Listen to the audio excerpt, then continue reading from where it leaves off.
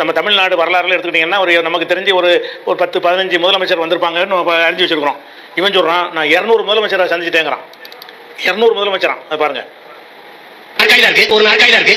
இதுவரை நான் 200 முதலமைச்சரை சந்திச்சிருக்கேன். நான் 200 முதலமைச்சரை சந்திச்சிருக்கேன். 200 முதலமைச்சர் சுதந்திரம் இந்தியாவில் அடைஞ்சதுலேருந்து 200 முதலமைச்சர் வந்திருக்குமா? வெள்ளக்காரங்களத்துன்னு வந்தால் கூட வந்திருக்குமா? 200 முதலமைச்சரை சந்திச்சிருக்கேன்னு சொல்கிறான். அப்படின்னா என்ன தான் என்னத்து வகையில் வந்து விட்டு அடிக்க வேண்டியது. நான் ஒரு பெரிய ஆளுங்க மாதிரி பிம்பம். ஏன்னா இவங்களுக்கு அவன் அதில் போய் சேர்றவனுக்கு மூட கிடையாது.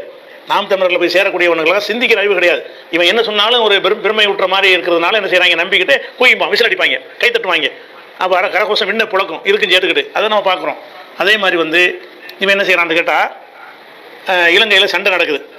சண்டை நடக்கும்போது ஏன் பார்த்துக்கிட்டு இருந்தீங்க, கருணாநிதி போய் நிப்பாட்டிருக்க வேண்டியதானே, அந்த கடைசி கட்டம் பிரபாகரன் எல்லாம் ஒழிச்சு கட்டினாங்க இல்லையா, அந்த கட்டம் அதை போய் நீங்கள் தடுத்து நிப்பாட்டலாமே அப்படின்னு சொல்லி கேட்கும்போது, அப்போ இவன் சொல்கிறான் முதலமைச்சராக இருக்கிற ஒன்றும் செய்ய முடியாதுங்கிற, என்கிட்ட ஒரு நாளைக்கு என்னை முதலமைச்சர் ஆக்கி காட்டு, நான் நிறுத்திடுவேங்கிறான். மாநில முதலமைச்சர் தானே, அவர் எப்படி போரை நிப்பாட்டுவார் என்று கேட்கிறார்.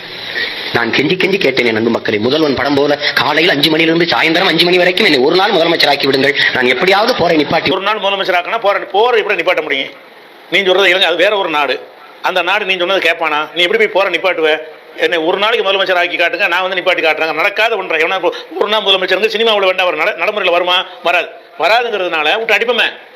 நம்ம தலைவர் வந்து ஒரு நாளில் செஞ்சிருவார்ப்பா, அப்படிப்பட்ட ஒரு ஆள் அப்படிங்கிறத உண்டாக்க நினைக்கிறானே தவிர இது நடக்குமா நடக்காதா, இது எப்படி சாத்தியம், அதை பற்றிலாம் அவனுக்கு என்ன செய்யல, சிந்திக்கிற திறமே கிடையாது.